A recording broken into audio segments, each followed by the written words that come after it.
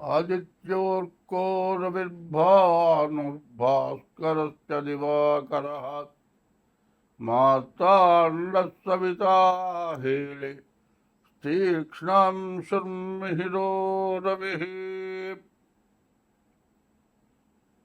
गुरुर्ब्रह्मा गुरुर्विष्णुः गुरुदेवो महेश्वरः गुरु साक्षात् परब्रह्म तस्मै श्रीगुरवे नमः।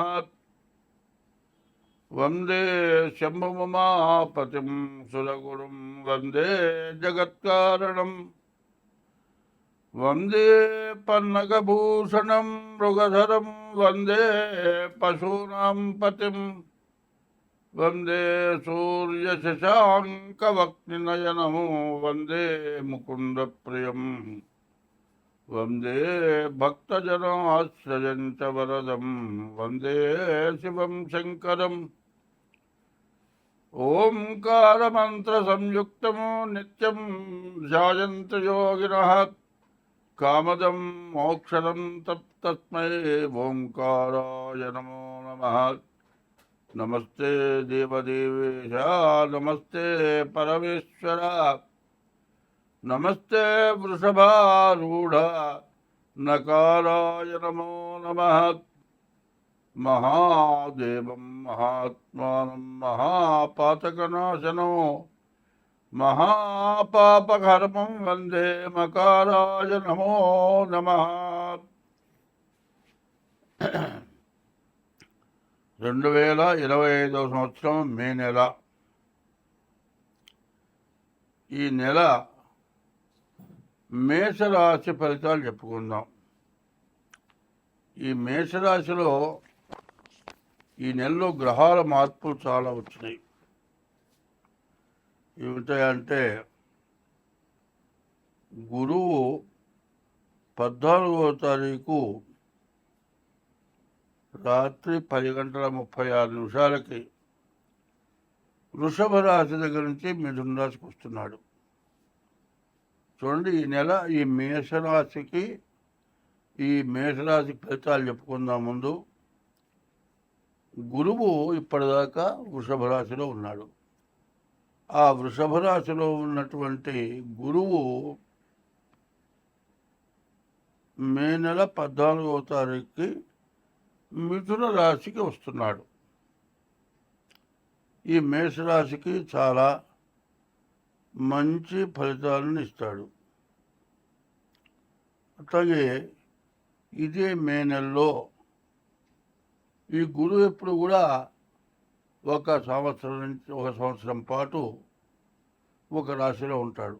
ఆయన అతిచార మీద మిథున రాశికి రావటం చాలా విశేషం. ఉచ్చకిపోతున్నాడు, చాలా మంచి చేసేవాడు. తర్వాత ఇంకోటి ఏమిటంటే రాహుకేతువులు మే నెల 18వ తారీఖు మారుతున్నాయి. ఈ మే నెల 18వ తారీఖు రోజున ఈ రాహుకేతువులకు ఎక్కడుస్తున్నారు. ఈ 18వ తారీఖు మీన రాశిలో ఉన్నటువంటి రాహువు వెనక్కి కుంభరాశికి వస్తున్నాడు. అట్లాగే కేతువు కూడా కన్యా రాశిలో ఇంతవరకు సంచరిస్తున్న కేతువు మళ్ళీ సింహరాశికి వస్తున్నాడు. ఈ గురువు కానీ రాహువు కానీ శని కానీ ఈ గ్రహాలు ఎక్కువ కాలం ఒక్క రాశిలో ఉంటాయి. అటువంటి గ్రహాలు ఏమైనా సంవత్సరం పాటు ఉండే గురువు వృషభ రాశి నుంచి మిథున రాశికి వస్తున్నాడు.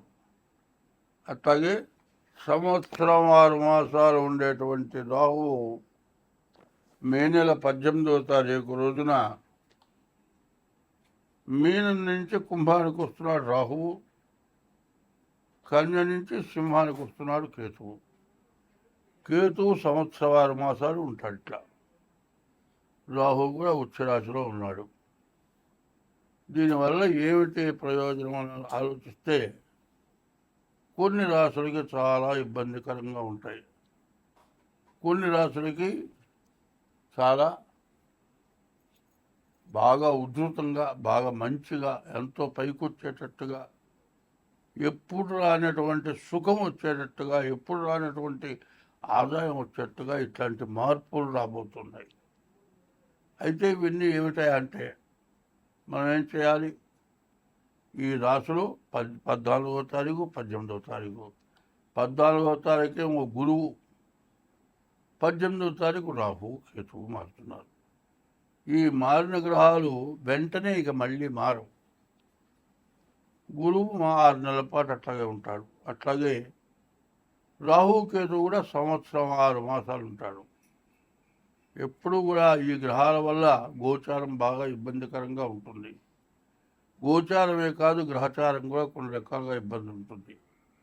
కాబట్టి ఈ చెప్పింది ఇప్పుడు మేషరాశి సంగతి చెప్పాను. ఈ మేషరాశిలో గురువు, రాహువు మారే విషయం చెప్పాను. దీన్ని మేషరాశి వరకు నుండి మీనరాశి వరకు మొట్టమొదటి ఇప్పుడు చెబుతున్నది వేసుకోవాలి. ఏమిటి? గురువేమో వృషభ రాశి నుంచి మిథున రాశి 14వ తారీఖు మారుతున్నాడు. అట్లాగే రాహువు, కేతువు మే నెల 18వ తారీఖుకి రాహువేమో మీనం నుంచి కుంభానికి, కేతువేమో కన్య నుంచి సింహానికి మారటం జరుగుతుంది. దీనివల్ల రకరకాలైన సమస్యలు వస్తాయి. ఈ సమస్యలు ఒక్క రకంగా చెప్పడానికి వీలు కాదు. అందులో శనేమో 2 సంవత్సరాలు 6 మాసాలు మారే శని మొన్న 30వ తారీఖుకి మీన రాశికి వచ్చాడు. ఈ శని కూడా 2 సంవత్సరాలు 6 మాసాలు మీనంలోనే ఉంటాడు. మరి జాతకాలు కూడా చాలా తారుమారుగా ఉండేటువంటి లక్షణాలు బాగా ఉన్నాయి. అందువల్ల ప్రతి వాళ్ళు కూడా మీ యొక్క డేట్ ఆఫ్ బర్త్ ద్వారా, పుట్టిన తారీఖు, నెల, సంవత్సరం ద్వారా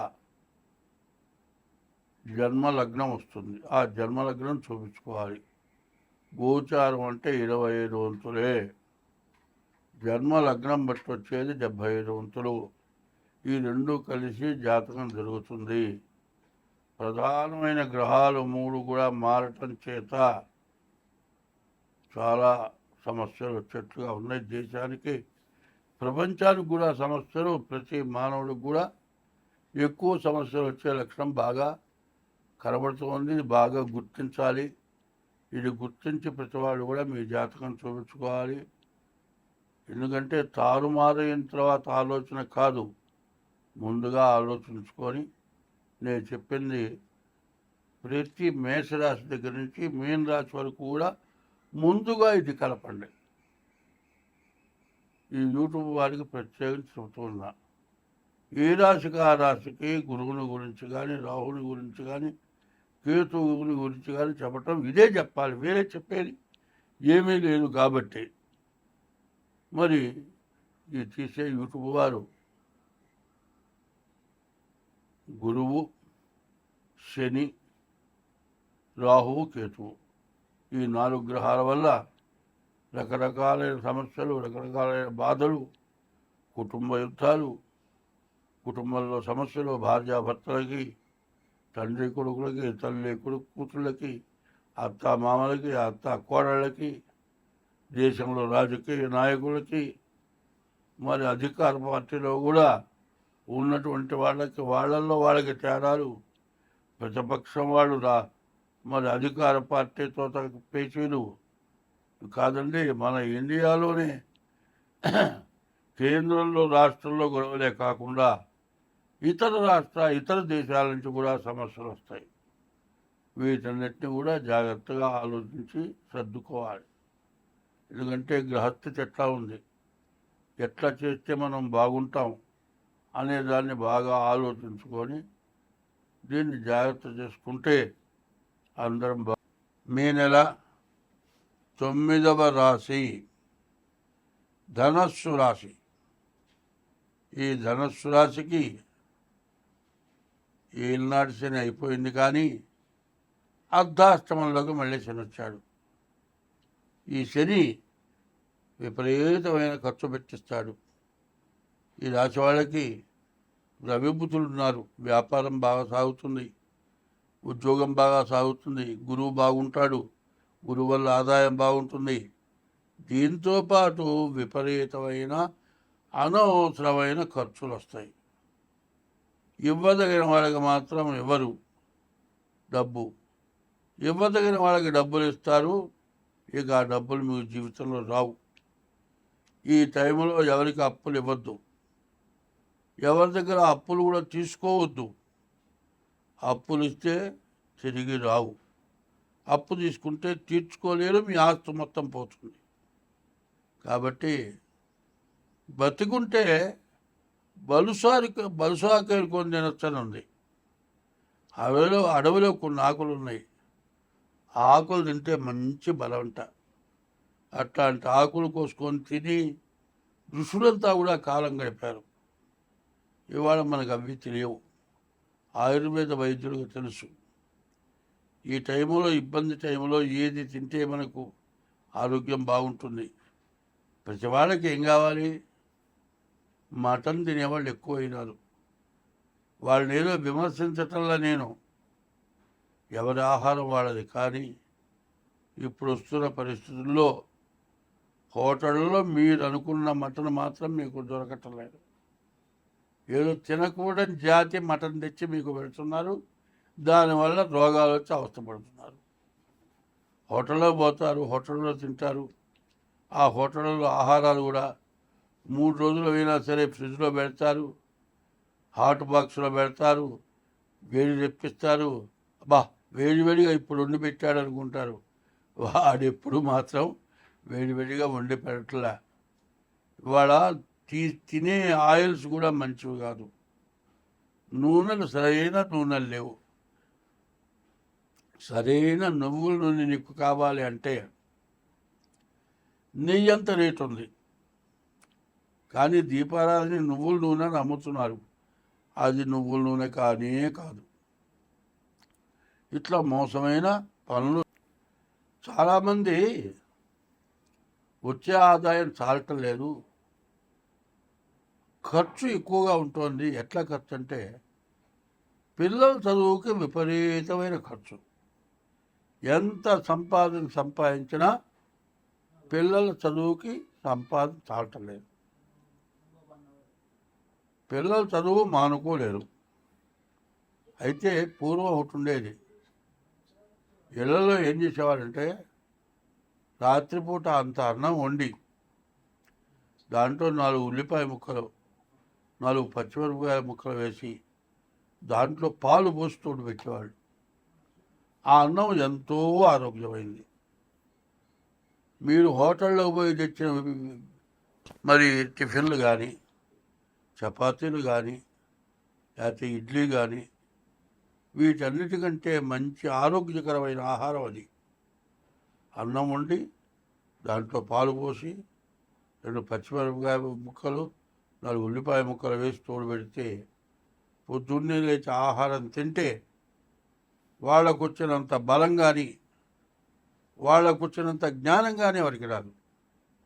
మీ పిల్లలు బాగా చదువుకోవాలి అంటే ఏదో హేళన చేయబాకండి నన్ను.